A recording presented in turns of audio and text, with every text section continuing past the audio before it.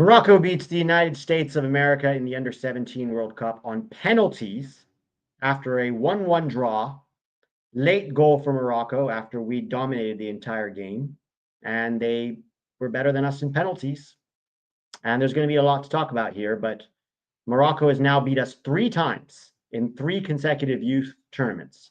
The Olympics, where we were destroyed 4-0, 3-1, where we lost in the Under-20 World Cup, and today on penalties. So we're getting closer, but we still can't beat Morocco. And frankly, what makes this so frustrating, Tac, is we should have won this game.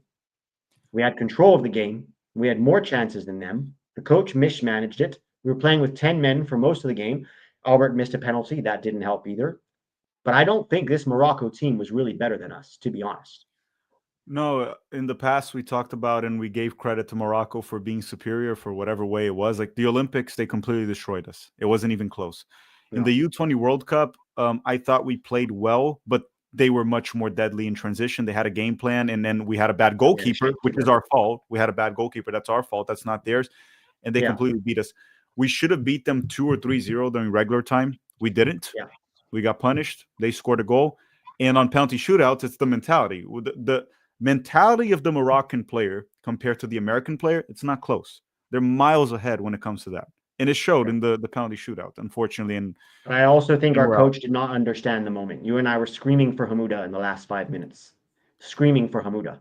Yeah, he put Baby Haaland at the end. Like when Baby Haaland was useful when we were chugging in crosses. Yeah, not when you're trying to waste time and defend. So why didn't we bring on Hamouda? Why did Julian Hall play so long? If that's maybe Baby Haaland, remember that chance that Julian Hall, and he's got Kevin Sullivan wide open, and he just decides to shoot against the 3 defenders in the box. Cole here. I'm tired of watching our youth and senior team lose because of stupidity and incompetence. Yeah, well, U.S. soccer for you. U.S. soccer. This Gonzalo Segares guy has been knocked out now in the second round of both World Cups. He should not continue. But he's probably going to get the under-20 job. They're going to give him the under-20 job, probably. That's what happens. You get reward. Remember how many times Jason Christ got jobs after failing over and over again? He what did he become now? He's like some higher up in MLS for. Oh no, now he's the GM of Real Salt Lake. Yeah, there's no merit-based system. There's no consequence. This is classic MLS. There's no merit-based anything. And same in U.S. soccer. It's just all about who you know and are you in the old boys club, and it happens. But let's start, I guess, talking about some of the positives. Throughout this tournament, our 2 best players were our 2 best players and showed up. Yes, Albert missed the penalty today. That can happen, and that sucks. He was still very good throughout the tournament. And even that's after also the penalty, coach, by the way. That's also on the coach. Yeah, the coach did not have a clear penalty taker, right? It should have been, Kevin's your penalty taker. Kevin scores that, we probably win this game. Let me add 99%. What happened there of Albert drawing the penalty and taking it, it's something that happens at pickup soccer. Oh, I drew the penalty, so I'm taking it. That's pickup soccer bullshit. You need to have a designated penalty kick taker, which clearly it's Kevin Sullivan in this case. Has the confidence to it and probably would not have wasted it. It's not whoever draws the penalty. That's not how it works, right? So, and there's a big difference here too. If we were up 4-0 and Albert drew the penalty, sure, take it. It was 1-0. It's 1-0. It's a crucial moment. Yeah, exactly. You can't let that happen. It's again. But so back to the positives. I think there were really the goal, and it sucks, right? Because we wanted this under-17 team to do well. We said before the tournament that there were some problems, especially with the coach. And I said this, and some people didn't like that I said it, but it's true. And here's the thing. With the under-17, you're really looking for guys that can contribute to the senior team down the line. And I think more than the under-20s, there are guys here that can, right? I would say between Kevin Sullivan, Mathis Albert, maybe Christopher Cups. I thought he had a pretty good game today as well. Possibly Aiden Stokes down the line. Is there anybody else on this team that you're like, okay, this guy has the potential to go far? Say again the names you mentioned besides Kevin and Albert. So Kevin, Albert, Cups, and Carrizo possibly, right? We'll see. Yeah, I mean, I'm not going to hold the wasting a penalty but he wasn't the only one to waste the penalty, right? He was the one that lost the last one. But no, in terms of when you're looking for long term, you don't really take missing a penalty into account. You're looking at how they play. Honestly, you look more how they react to missing that penalty, and he reacted very well. Carrizo obviously needs to develop and get minutes, but on the ball, you still see that the talent is there. The passes, he's able to hold the ball tight, technical, good player, different player profile. But I think I still hold the same opinion as the previous round. The players that could contribute in the future for the US, which would be 2030 World Cup, 34, 38, would be Cavan, Albert, Carrizo, Cups has a shot. I think Aiden Stokes can definitely be a potential goalkeeper candidate. Outside of that, like Pedro Guimarães, for example, I had high hopes for him. Shaky at times, sometimes looked good, sometimes didn't. I didn't see that player profile like, oh, this is a fantastic player. Julian Hall was quite a disappointment. Hamuda is a player and he's the biggest, because actually, okay, if we're talking about professional experience, nobody on this team has more professional experience than Julian Hall. In fact, he's the only guy that's a starter in MLS from this team. Okay. And it's honestly, he was the worst player this tournament for us by far. I don't think it was close. Like, that was really, really poor. And I don't understand why he started this game after being so poor for 3 games in a row. That's what I don't get about Sagades. If you're going to defend towards the end and you have to just hold on to that 1-0 lead, why do you replace Julian Hall, which was poor, and you should replace him, with a center forward that is not really known for being a player to play in transition, right? He's a guy that, if a poacher to stay up top, big guy, you should have put in either a center back and just defend for your lives, or someone that's fast, quick, like Berchimaz, but Berchimaz was subbed out already. Or what I would have done, just put a center back, defend for your lives, and just leave Cavan, Sullivan, or Albert up top. That's it. I mean, like, people can say, like, it's not the coach's fault that Albert missed the penalty. It kind of is, because it shouldn't have been Albert taking it. It kind of is. It's also the coach's fault for leaving Julian Hall on for so long and starting him. He shouldn't have started him. Nothing he did in the group stage said he deserved to start this game. Nothing. And then he was playing exactly as we expected him to play, and we still started him. So this is on the coach. His in-game substitutions and management were extremely, extremely poor. And you know what? Congratulations to Morocco. You did enough to win that game. It was a lot tighter than some of the past ones, but you guys deserved it. You scored the goal. You got a little bit lucky with us missing our penalty, and your goalkeeper made some really good saves in the second half, right? There was the Berchimaz shot. There was the Julian Hall that probably also should have been a pass, to be honest. But congratulations to you. You won, and you've now beat us 3 times. Do we want to face them again in the World Cup? Morocco? No. Especially because their senior team is better. No, we don't want to face their senior team. No. But it's nice to have a new sort of team coming up on the world stage. And if you look at their U20s and their U17s, there are multiple players that you think that guy could be a good pro player for Morocco one day. You know? Yeah, but talking about the US a little bit here more, I think the big positive for us, or the big positives of this U17 World Cup, is more or less what we were saying a minute ago. You asked about names that could contribute to the US senior team in the future, and we were able to list 5 to 6 guys that are like, hey, they could contribute either as a roster piece or maybe even fight for starting position.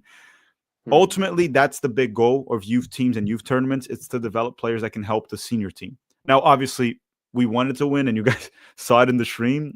We wanted us to go further, but this was much better than the U20s, despite not going as far, in my opinion. Yeah, I agree. It's better because we saw guys that are like, they're going to be a contributor to the senior team, right? And especially guys that have elite potential. Now, it doesn't mean they're going to be elite, but I would say both Albert and Sullivan have elite potential, right? Christopher Cups, maybe. We'll see. Carrizo, TBD. I'd say it's a little more TBD on Carrizo, to be honest. But definitely Sullivan and Albert were our best players. Yeah. Who's next here? By the way, Brazil advanced on penalty kicks. Canada's out. Mexico advanced. They knocked out Argentina on penalty kicks. Good for them. Good for them. You got a super chat there. This is a very correct super chat. Super Blood Wolf Moon. Morocco has the culture and personality that is developed by pickup soccer. Bingo. In the US, that persona is coached out of players, and they don't form it outside of the facility because no one plays pickup. 110%. Super Blood Wolf Moon. Somebody was asking earlier about how do you have the culture of confidence, right? Well, how come they have so much confidence and we don't? It's how you get introduced to the game, and it's how you play the game as a child. When you are constantly being told what to do with the ball at young ages, pass it here. When you're being told to win games at 4, when you have a coach, when you have a referee all the time, you're in a very safe, almost coddled environment when you're 7 years Or old. when they say you can't criticize a professional 17-year-old player. Yeah, it's our culture is still very, very soft. Whereas these kids in Morocco, they're playing pickup on the streets for hours every day, right? No referee, no coach telling them to pass it, nobody joysticking the game, no parent wondering why they're not getting enough playing time and getting into a fight with the coach about it. They don't have that. They have a soccer culture. And we are developing a soccer culture, but we're still a long way from that. And you can see it in our players. There are outliers like Kevin and Albert, right? Or Pulisic or guys like that. But generally speaking, we do not develop players with that kind of swagger. And when we do, guys like Gio Reyna, and when we do, we pillory them completely. We pillory them. Now, Gio's there's plenty of reasons to criticize Gio for other things. But from the very beginning, nobody liked him because he had too much swagger. That's the truth. Well, Doug McIntyre still picking on Gio Reyna to this Doug day. McIntyre still out there picking on him for what happened in 2022. And it's true. We don't like players with any kind of personality. It is what it is. Congratulations to Morocco. I hope that Kevin and Albert can go on to do good things for club and eventually for country, but we have to eat crow yet again. And Tac, I think this speaks to exactly what we faced in your stream, where we had people saying you can't criticize a 17-year-old professional footballer because he's still a child. That is very emblematic of our soccer culture. And that runs all the way through US soccer, through MLS, through USL, through our youth teams, through high school and soccer. We just do it differently than the rest of the world. It's a religion in most of the world. It's a passion. You play for hours and hours and hours every day.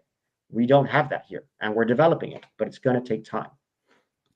I don't know if we're actually developing it, but yeah, it's like I I'd don't say think pockets of culture are developing, right? Like even here with some of our guys in the chat, I think a lot of you guys have a similar mentality about culture and what we need to have. And even it's there are still some people here who, it's literally developing just by default. It's not because of anything US soccer is doing or MLS. It's literally developing because the game is more accessible now to watch foreign leagues actually, yeah, and immigration. That's the reason because I think US soccer and MLS should be doing more, and we're not. Like we talked about, like MLS has grown their infrastructure, popularity even, and quality tremendously over the past 25 years. I think that's fair to say, right? If you go to MLS in 2000 till now, but the quality of it hasn't translated as much the quality of the national team, because even if we go on and say the national team is better than before, we have, if you remove the players non-developed in MLS, it really isn't. It's probably worse than 2002, for example. So that's what we're seeing here. But overall, I'm going to say it again.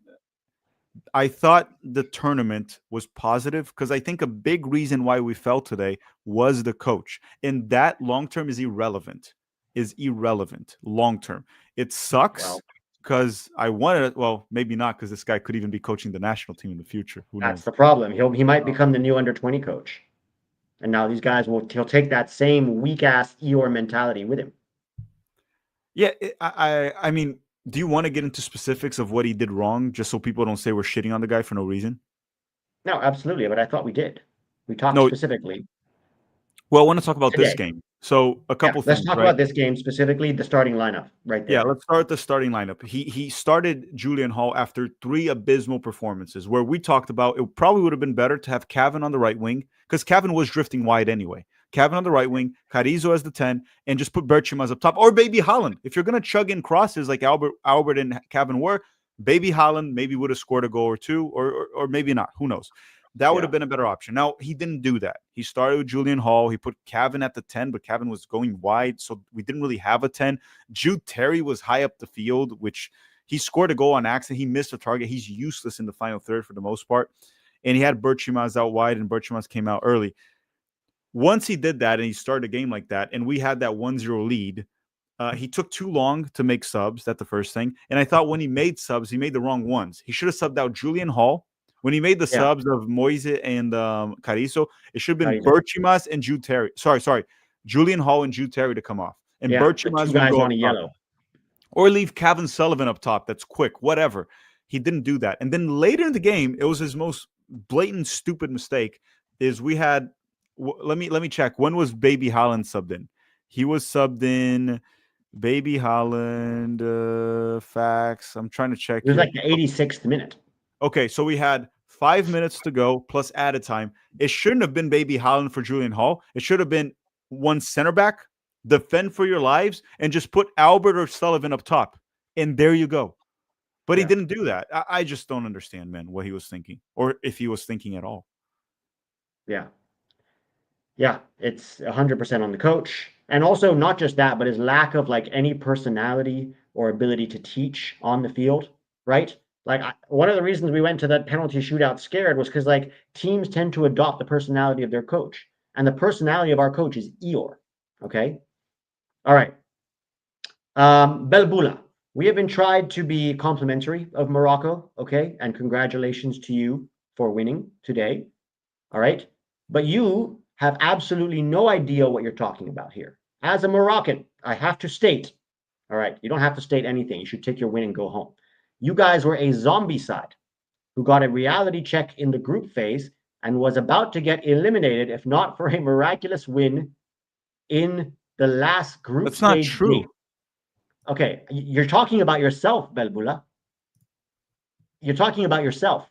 We were already qualified before we went to the last group stage. You had 0 points and 8 goals conceded, and you got lucky that New Caledonia got 2 red cards. Otherwise, you wouldn't have been facing us today. Okay? We won all the games in the group stage. We won all of our games in the group stage. What you're saying is only applicable to you. I actually wonder, is this a typo? Belbula, is this a typo? Because you can't say we were a zombie side. I wonder if he's saying if we got a reality check from a Moroccan side that was on zombie mode and they got a miraculous win in the last group stage game. He said, I corrected myself, read after. Okay, so you're talking about yourself. Okay. Oh, okay. Right. So he's talking about Morocco. Right. But you can't say you guys and expect us. If you say you guys, we're going to think you're talking about us. No, I agree with you, Babula. You guys did get very lucky to get out of your group. And today you got lucky that you didn't, give up that we missed that penalty. But you still managed to find a way to win when it mattered. Pete, and so congratulations. Can you share the picture I put there? Doesn't that look like our coach? Eeyore? Yes. That's exactly our coach. It's exactly it. It looks so much like our coach the whole game. Yeah. That's Gonzalo Segares. Oh, it's depressing, man. Why did these guys get jobs in US soccer? Why? Like, why do they? Because he lives in Chicago. No, honestly, he got his job when he was already a Chicago Fire player, right? He retired, and probably he was just living in Chicago, so they just gave him the job because they had that stupid rule about how you have to live. It's always Chicago. Connections. It's connections, right? U.S. soccer is all about connection. It's not really about merit. So I'm not going to go on too long about this. We talked about the positives, and now we just have to follow these players and see how they develop. Let's do player ratings and then call it a day. You're going to do player ratings for how many of them? Like the starting 11 and maybe a few like the subs that played? I don't know. Yeah. Okay. Or we could do player ratings for the tournament. I would do tournament overall. But I would keep it probably on just the starting 11 and then I guess a few guys who started some games. Carizo and Hamuda too. That's about it. Yeah. All right. So Aiden Stokes, he conceded 2 goals the whole game. I mean, the whole tournament. Neither of them were on him. He had a few moments with his feet where you could tell he's still not great with his feet, but very reliable in the air, good coming off his line, made a very good save against Burkina Faso in that opening game to keep it at 0-0. Do you remember that diving save from the header from Burkina Faso? I'm going to give him a 9. Honestly, I think he deserves a 9. He was very good for us this whole tournament. Yeah. Also saved the penalty in the penalty shootouts, which, I mean, could you do more? Yeah, but you're not expected to save a penalty. That's not on him to save, and he got one. Yeah, I'll just go. I would go with an 8 or 9. Doesn't really matter. It's just a good tournament from Aiden Stokes. I'll give him a 9 just so I don't really question your rating. Yeah.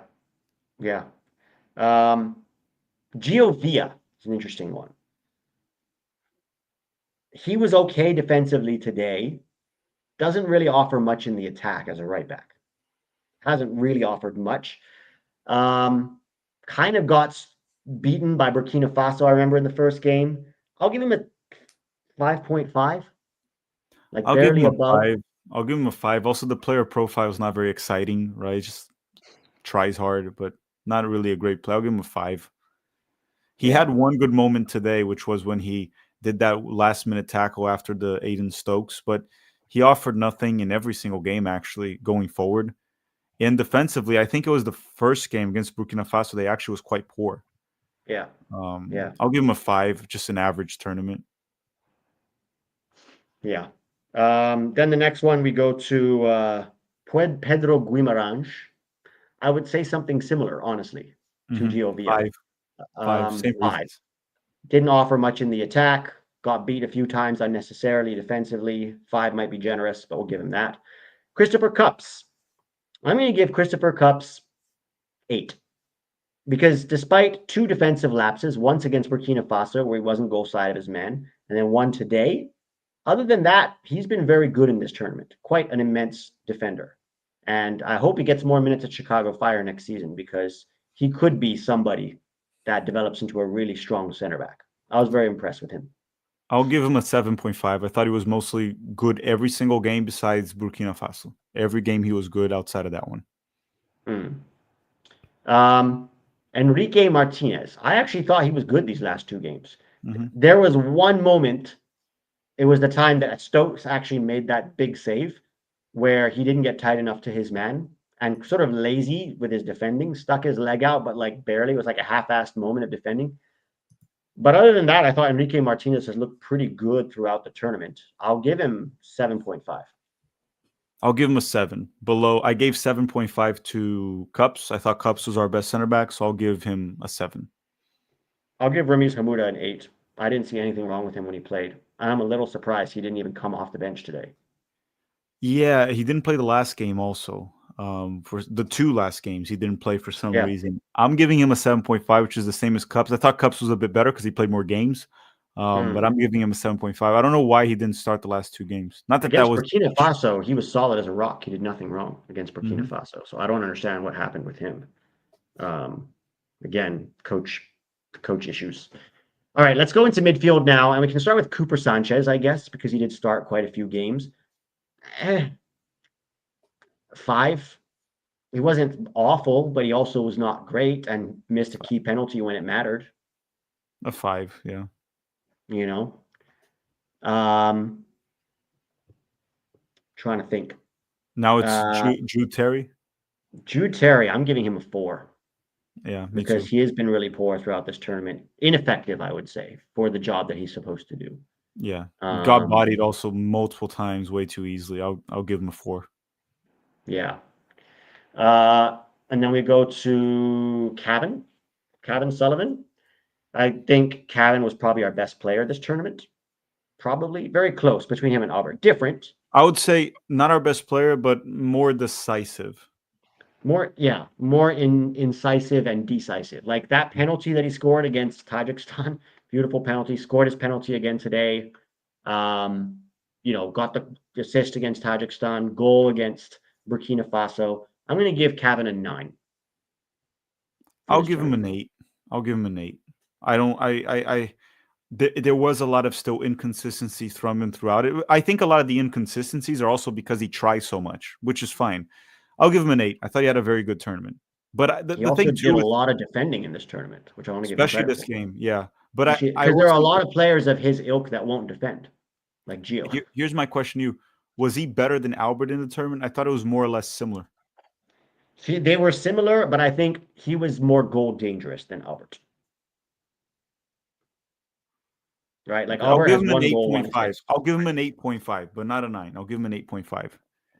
What would you want him to do better to get a 9? I think he could be a bit more consistent throughout his performances in possession. He was hectic in a few moments. Like, for example, Burkina Faso, I don't think he played well, despite the goal. I actually thought he didn't play well that game. Tajikistan, I didn't watch that game because I had the kids tournament to organize. Good. He was very so good. that one was maybe his best performance. But the first touch is still off at times. The decision making is still off, which is fine. He's a young player. Like in terms of potential, it doesn't really change how I see him. But I'll put an 8.5. I thought Stokes was, for example, more consistent. Different positions, but more consistent. I also thought player profile wise, like I said, Cavan was more decisive, but I thought Albert looked like a more high ceiling player, in my opinion. Agreed. I agree with that. I think Albert looks like a guy that can be dangerous at any level. You go first on Albert.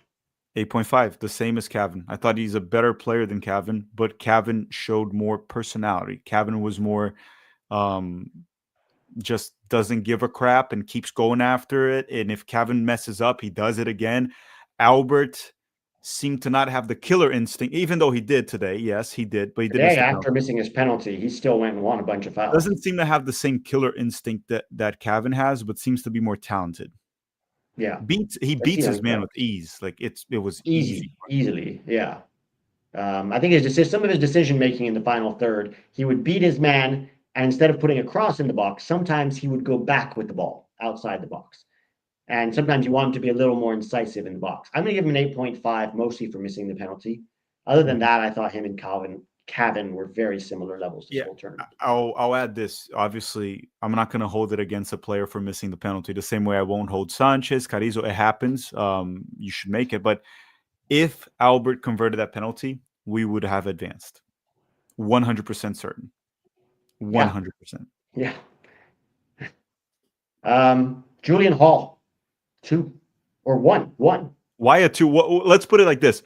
Why does he get a 2? No, nothing. 1. 0. Nothing. There's not one part of his game that you can point to and say that was good, right? No. Couldn't hold up the ball. No combination play. Terrible decision making. 0 goals. Missed easy chances that he should be finishing. And then ended up getting a stupid yellow card. Just useless. Useless player. 1.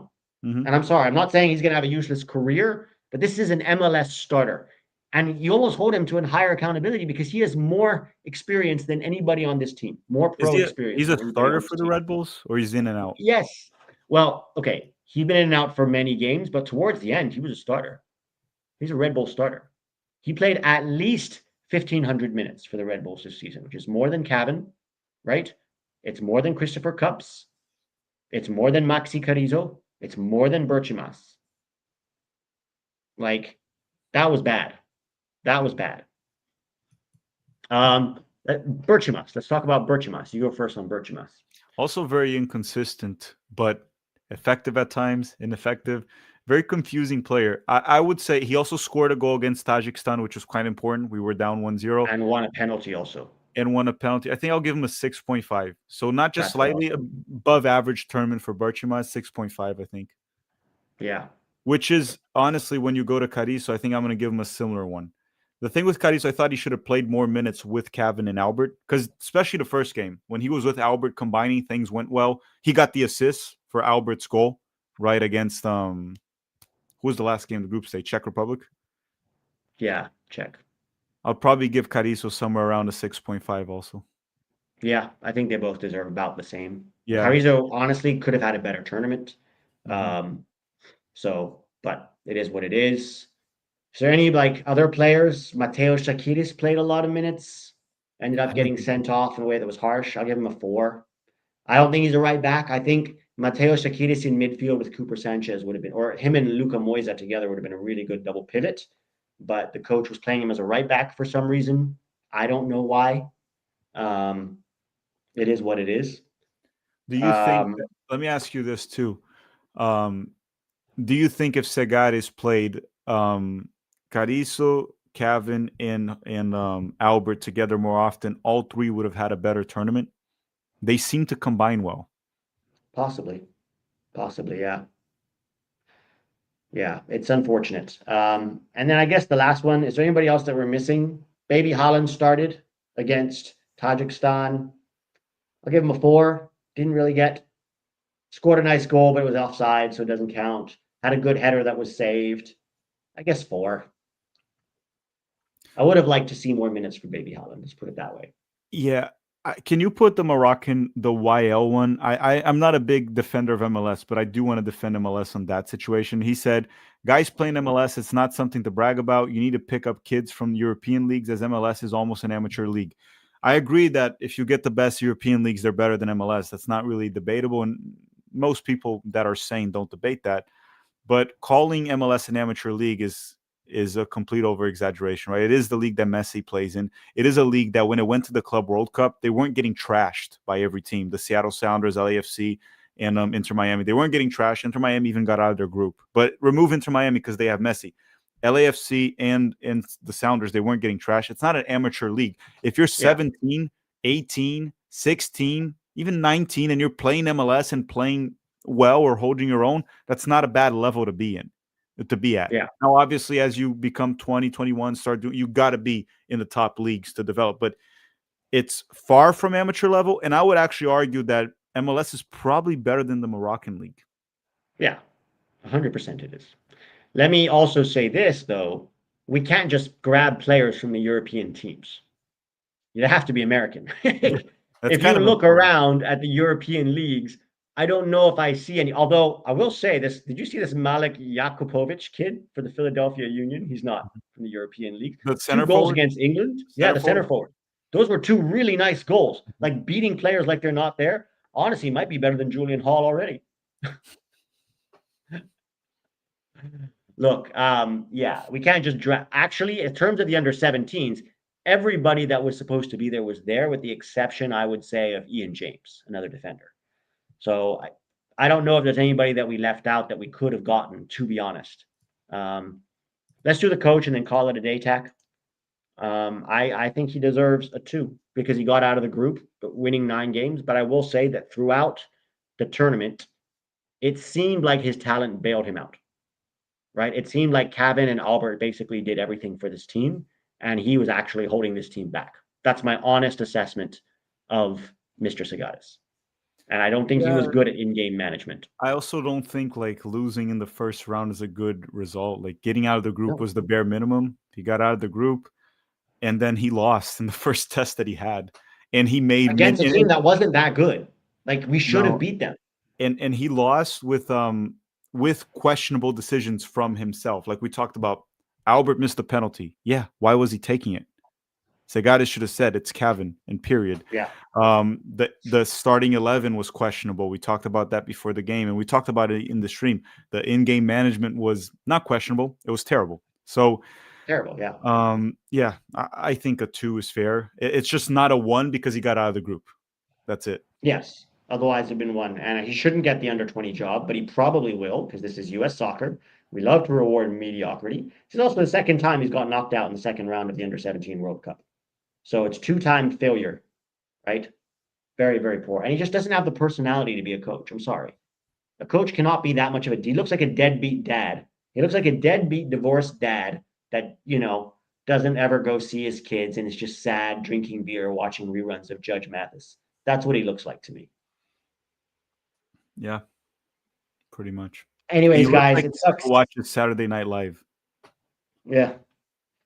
It sucks, but it is what it is. We lose again. The cycles are over now. The under-20s go to the under-23s and the under-17s go to the under-20s. I'm going to go out on a limb and say that very likely Kevin and Albert won't be very long with the under-20s. I think more likely than not, after the World Cup, they'll start filtering into the senior team. Let's see what they do at the pro level first, though. That's the next thing for both Kevin and Albert.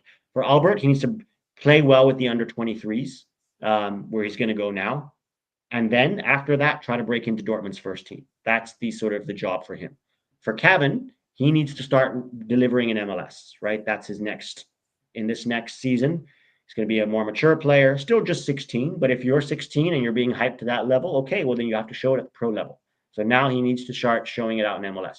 Doesn't mean he has to be killing it in MLS every game, but we need to see that talent that we've seen at the youth level start to translate now to the MLS. So that's the task for those 2. Mm-hmm. All right, guys. Have a great rest of your day. Hit that like button before you go. Thanks for watching. We will see you on Saturday, tomorrow, for the USA versus Paraguay. Get ready for that Christian Roldan masterclass. Talk to you soon.